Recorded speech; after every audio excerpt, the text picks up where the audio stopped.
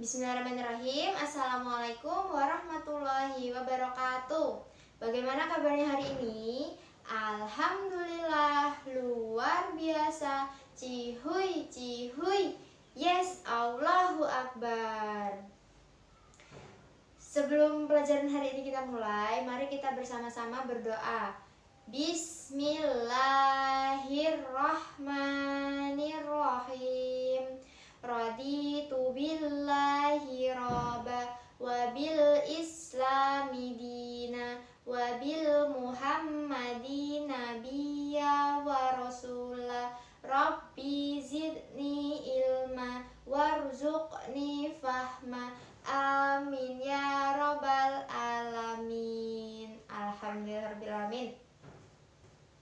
Hari ini kita akan belajar tentang sumber energi alternatif, yaitu alternatif pada matahari. Untuk indikator pencapaian kompetensinya ada 3.5.1 menjelaskan pengertian energi, manfaat, dan sumber energi alternatif matahari dalam kehidupan sehari-hari. Kemudian 3.5.2 memberikan contoh sumber energi, perubahan bentuk energi, dan sumber energi alternatif matahari dalam kehidupan sehari-hari. Kemudian 4.5.1 menyajikan laporan hasil pengamatan dan penelusuran informasi tentang perubahan bentuk energi matahari. Kemudian yang terakhir 4.5.2 mengerjakan laporan hasil pengamatan dan penelusuran informasi tentang perubahan bentuk energi matahari. Anak-anak ibu, dikarenakan dampak COVID-19 makin merajalela, makin menyebar luas, banyak sekali berita di mana-mana dengan kategori di sini, di daerah kita sendiri sedang zona merah. Untuk itu, ibu menyarankan dengan melakukan 3M. Yang pertama, memakai masker. Yang kedua, mencuci tangan. Yang ketiga, menjauhi kerumunan. Jangan lupa kalian harus menggunakan masker ya. Kemudian mencuci tangan dengan urutan yang baik dan benar. Jangan lupa pakai sabun juga. Boleh kalian menggunakan hand sanitizer, nggak apa-apa. Kemudian menjauhi kerumunan. Jadi kalian cukup di rumah saja, berkumpul dengan orang tua kalian. Jangan pergi kemana-mana atau berkumpul dengan orang banyak. Mungkin boleh berkumpul jika diperlukan saja. Begitu ya. Apakah kalian tahu apa pengertian dari sumber energi alternatif? Sumber energi alternatif adalah pengganti bahan bakar fosil yang telah digunakan selama ini. Bahan bakar fosil ini berupa ada batu bara, minyak bumi, dan gas alam.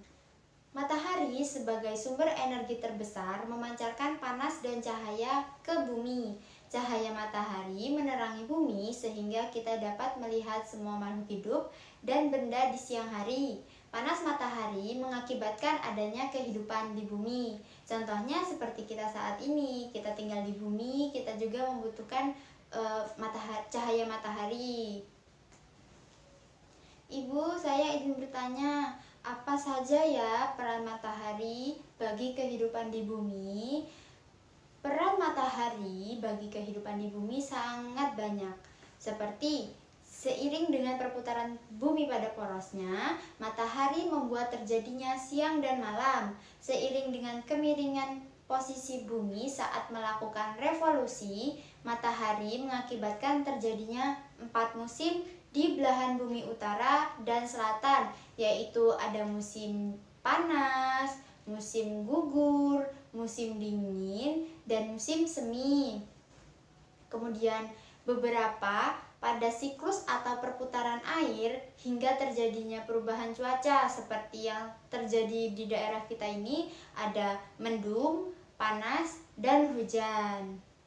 Matahari berperan pada proses terjadinya awan hingga terjadinya hujan yang membasahi daratan hingga semua tumbuhan di darat dapat bertahan hidup.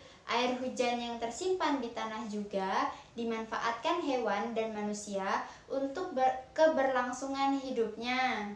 Kemudian matahari berperan pada proses fotosintesis sehingga semua tumbuhan baik di darat dan di laut dapat hidup, berkembang, dan membuat cadangan makanan untuk dikonsumsi hewan dan manusia.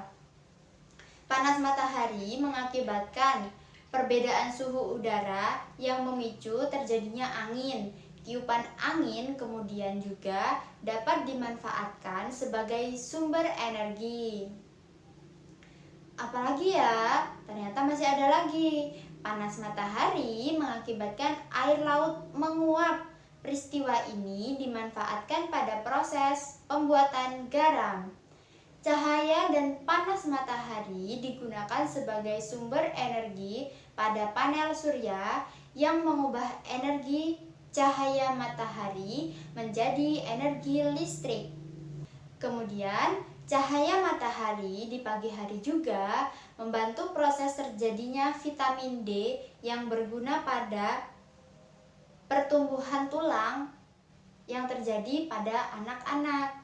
Makanya untuk anak masih bayi atau masih baru beberapa hari kemudian dia lahir, di pagi hari dia biasanya dijemur supaya terjadi proses yang namanya perubahan jadi vitamin D.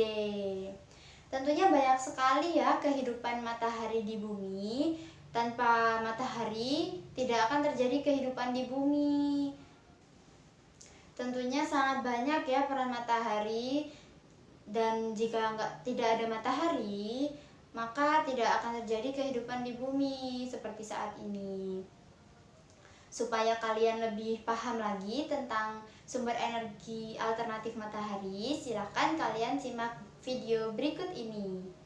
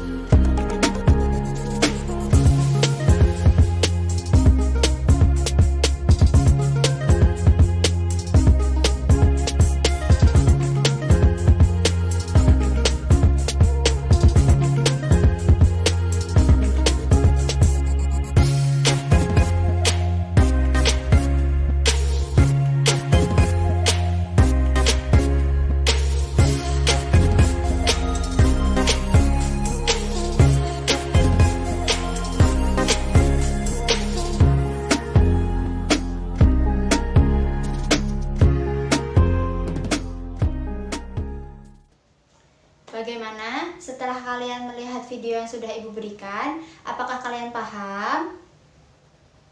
Ibu harap kalian paham ya. Jika belum paham, kalian boleh bertanya melalui kontak Ibu atau boleh ditanyakan langsung pada grup kelas.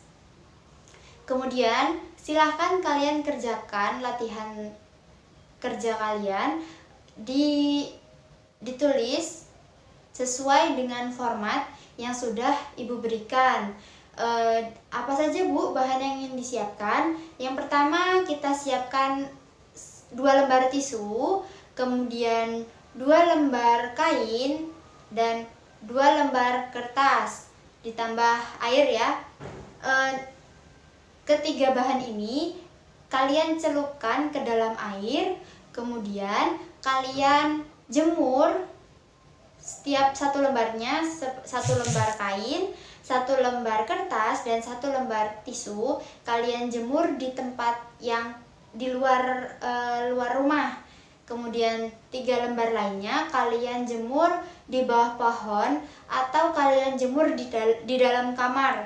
Kemudian kalian amati bagaimana perubahannya setelah 30 menit. Kemudian kalian amati setelah perubahan 60 menit. Nah, ketika ada perubahan itu kalian catat, kemudian kalian tuliskan nanti di sebuah laporannya. Begitu ya.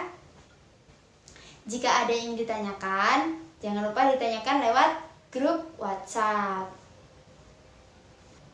Untuk pengerjaan tugas, Ibu beri waktu selama 3 hari. Kemudian kalian kerjakan dan dikirimkan ke grup kelas.